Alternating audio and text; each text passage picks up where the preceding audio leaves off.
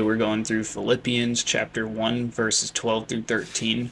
And so it's showing us, even in our trials and struggles, that those can become tools in God's hand to advance the gospel.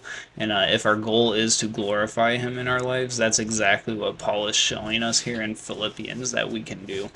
And so Scripture says, "Now I want you to know, brethren, that my circumstances have turned out for the greater progress of the gospel, so that my imprisonment in the cause of Christ has become well known throughout the Praetorian Guard and to everyone else."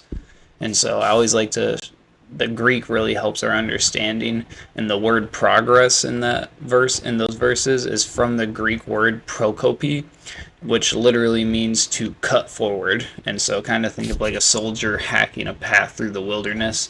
And Paul is saying that his chains didn't block the gospel, it actually cleared a new trail for it to advance into places it hadn't gone before. And so when writing this letter, Paul was under house arrest in Rome. He was chained to a Praetorian guard and they would rotate every 6 hours. And the Roman government thought that they were chaining Paul to the guards, but really they were chaining the guards to Paul. And so instead of silencing the gospel, it gave him an audience that they couldn't go nowhere. And so that these elite soldiers had access to Caesar's household and the most powerful citizens in Rome at the time. And so the gospel spread right to the most powerful people in that society. And so a good reflection on these verses is, have you ever tried to share your faith and felt like the person just wanted to get out of your face? They're like, all right, I've heard enough. And so imagine Paul's joy knowing that those guards could not go anywhere for 6 hours at a time. And God turned what looked like a defeating situation into exactly what Paul wanted, and the opportunity to spread the gospel even more.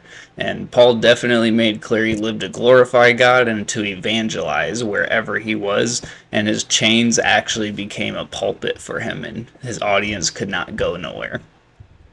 And so we should really apply this to our lives, and we should aim to glorify God in all of our circumstances, whether we're free, bound, going through joys or trials in life. And we're called to make Christ known.